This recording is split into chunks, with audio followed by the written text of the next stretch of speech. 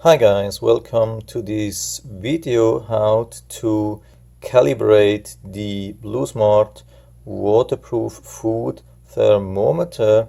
I'm not covering the whole review here because I just can say that everything is great, it's sturdy, it's good, it's accurate, it's very intuitive, it has everything what you need.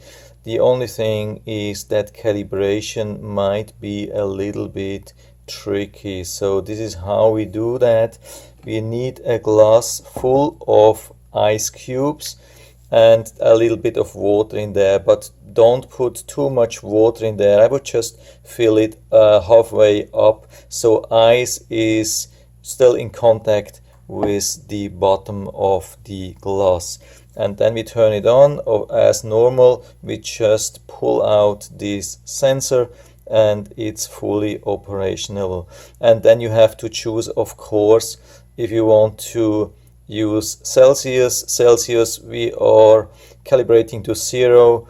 If you're using Fahrenheit, we calibrate it to 32 degrees Fahrenheit.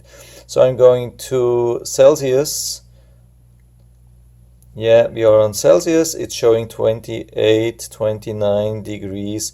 But when we put it into the water, it should go down to about 0. So let's put it in and start stirring a little bit.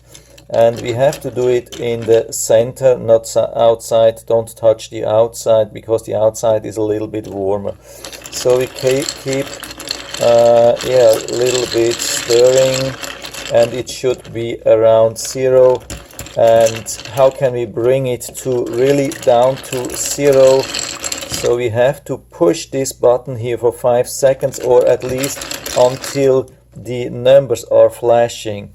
So I'll keep holding it, and now the numbers are flashing, and now I have to calibrate with this button here down, or with this button here up till we are on 0, like here. As you can see, it's at 0, and after that it's 0. You don't have to do anything, just wait till it's working, start working again, and we can test it. It should be around 0. If it's not perfectly 0, we can do this again, hold it for 5 seconds or as long until the numbers are flashing. Now it's below 0.